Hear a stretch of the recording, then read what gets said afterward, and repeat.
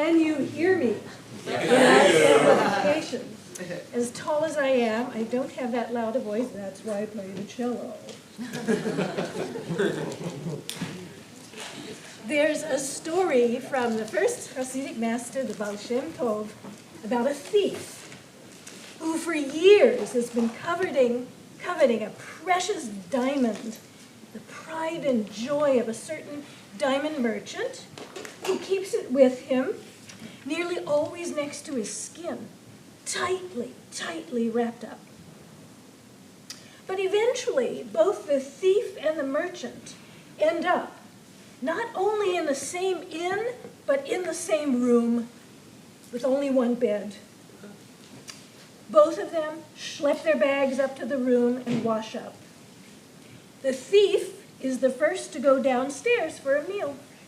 He's plenty hungry and eager to hatch his plan. The moment the two are served their meal, the thief, the ganef, slips a sleeping potion into the merchant's drink. The merchant can barely finish his meal as, unknown to him, the sleeping potion begins to take effect. So he staggers back upstairs, falling onto the bed in a stupor. The ganef, the thief, quickly returns to the room also, wasting no time in ransacking the merchant's belongings, patting down the merchant's body, looking for the diamond, and then examining every nook and cranny of the room, but without success. He can't find the diamond anywhere. Finally, the ganef, the thief, sinks down next to the merchant and falls asleep himself. At dawn, the merchant, still a bit unsteadily, climbs out of bed and goes over to the thief's bag, the ganef's pekel, where the night before, after the ganef has gone downstairs to eat, he, the merchant, had hidden his diamond, figuring it would be the only place where the thief wouldn't think to look for it.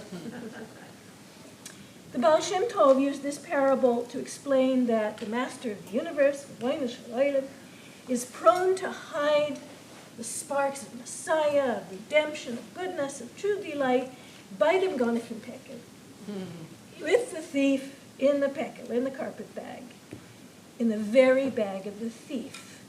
But why? My own conclusion is that even in ancient Jewish thought, our one and only God is a lonely figure. I often call him a bachelor.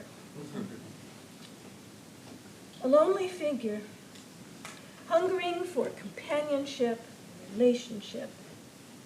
In Hasidic thought, God especially craves the closeness of the thief, the sinner, who, in his or her exhaustion, finally gives up hope of stealing the diamond and falls asleep. On waking up, and only upon waking, when the sinner becomes a Baal Tshuva, a master of returning, ready to admit the wrong that he or she has done, it's that very waking up, that wakefulness, that liberates sparks of goodness, just as the diamond merchant liberated his flashing diamond from the ganef's bag. Needless to say, this is when God gets what God wants: relationship, closeness, intimacy with someone who was formerly oblivious to the way reality works, oblivious to the way the universe constantly seeks to rebalance itself. The sinner now becomes aware that the shell of defensiveness, of excuses, of the stale, sticking to the same old story, symbolized by the pekel, the carpet bag that concealed the goodness hiding there all along, it's finally been broken open. Hasidic thought, as I understand it, instructs us that although this process takes place in our world, the world below, it arouses such goodness in the world above that our very sins turn into merits. It is as if, for instance, the points against someone's driving record not only get erased, but now count as assets. The Baal Tshuva, the penitent, becomes the person in the best position to teach others about the danger of, say, drunk driving or distracted driving. What is real is almost always, to begin with, hidden, says the Irish poet David White. What is real almost always begins in hiding. The art of hiding is paradoxically part of becoming most ourselves. Hiding, says Rabbi Rachel Posner, is the precursor to birth. What is real almost always begins in hiding. Now let's turn to the story of Joseph, which comes to its climax in this week's Parashat Vayigash. I always like to sum up a parsha, as the Torah study people found out this morning, if I possibly can, in 4 or fewer sentences. So here goes. 1, Judah, Jacob's 4th son with Leah, pleads now for the freedom of his youngest brother Benjamin, offering himself to be the vizier's, still unrecognized Joseph's, slave instead of Benjamin. 2, sentences are long. And Joseph reveals himself to his brothers, saying, Ani Yosef, ha'od avi chai. I am Joseph. Is my father still alive? 3, Joseph reunites with his 130-year-old father Jacob. And 4, Jacob's family is invited by Pharaoh to settle in fertile Goshen, the best part of Egypt, in Pharaoh's own words. That's the end of my summary, which unfortunately doesn't leave room to describe Judah as the real hero of Joseph's story, as he's the one who grows the most.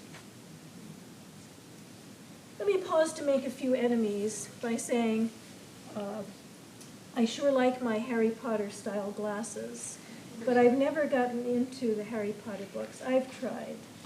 Fans of Harry Potter, I've tried. But I find the characters just don't grow enough. They just don't change enough. So I get bored. But I like the glasses. I like the glasses. All right, so Judah is the one who grows the most.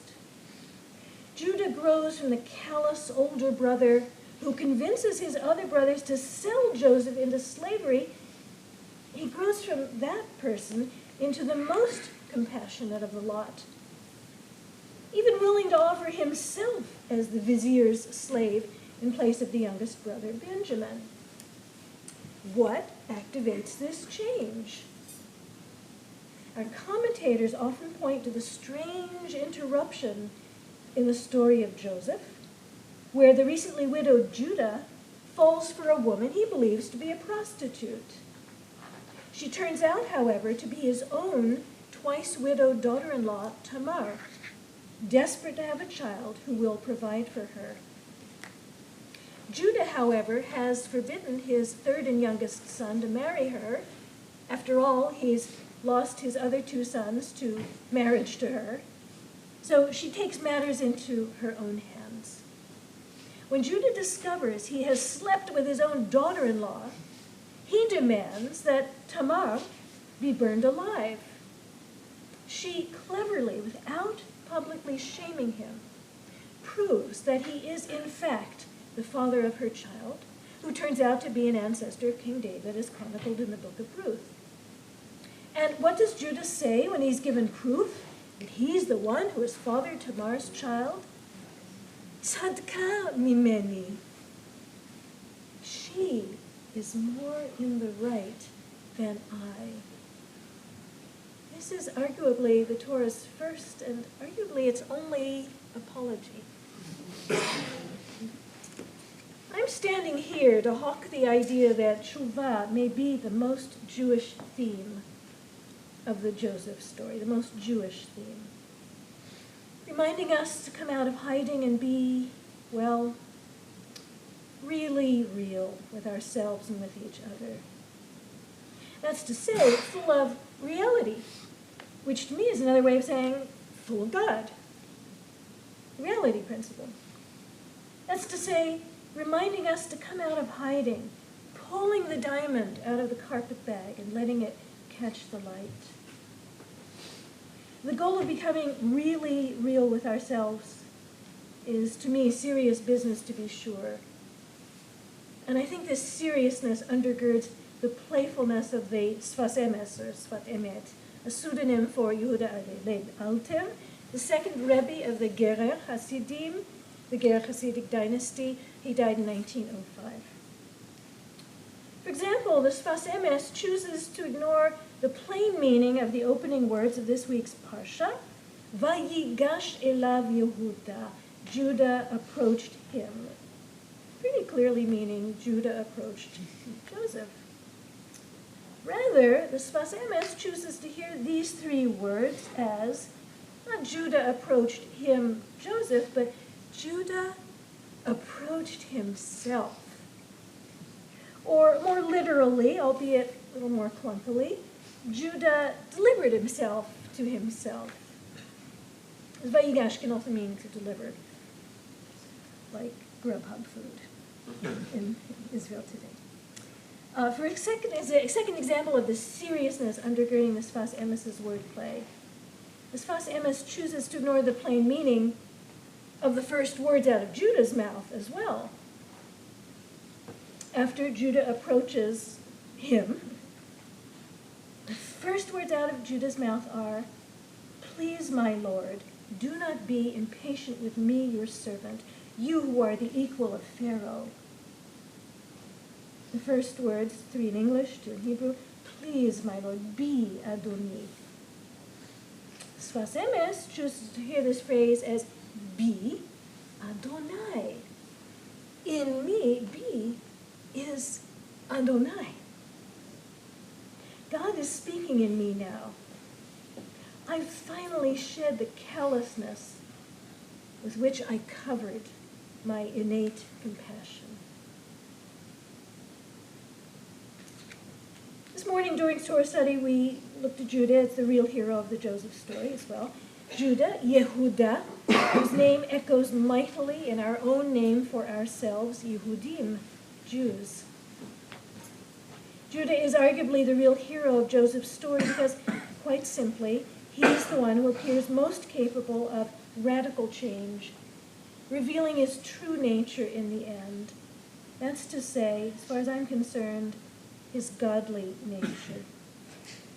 Judah, it turns out, isn't constitutionally callous.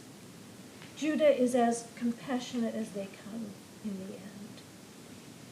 Compassion is his true nature, his most godly trait, if you will. God is in me, be Adonai. First words out of his mouth to his brother, looking through Sfas Emes' lens. And not only is Judah the brother most capable of changing himself, of doing the work of tshuva, delivering himself to his true self, but he's also the one who inspires Joseph to come out of hiding and find the courage to finally say to his brothers, "Ani Yosef, I am Joseph. Ha'od avi chai, is my father still alive?"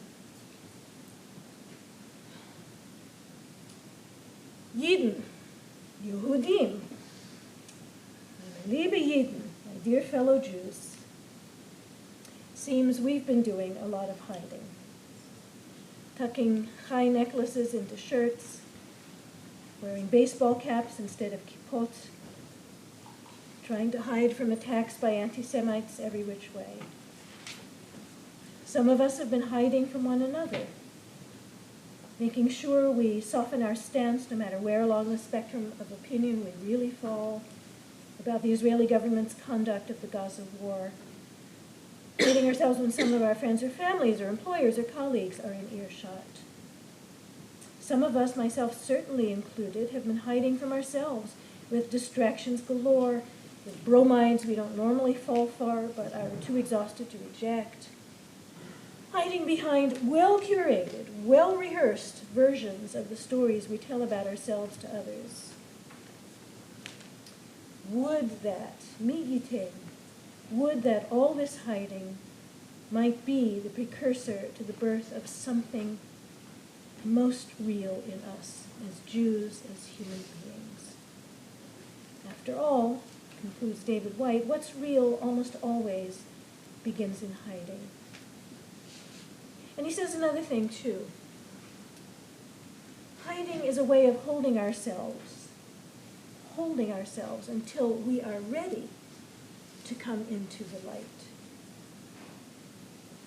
Again, that's the Irish poet David White, who's probably never heard the Baal Shem Tov story about the thief, who, ironically enough, makes it possible for the diamond to come to light.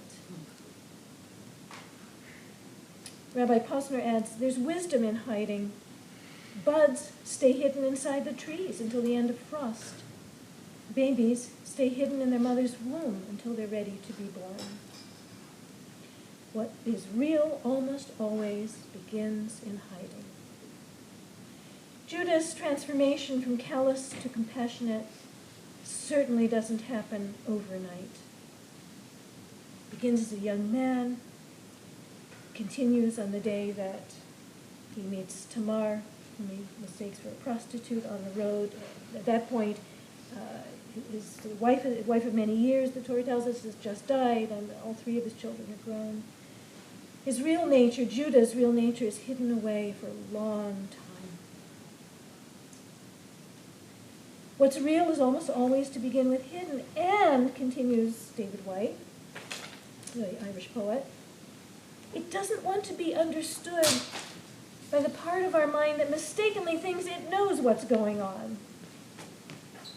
But in the end, the tightly wrapped and highly protected gem comes out of hiding, and the real Judah comes out of hiding, becoming the mensch who gives us our very name.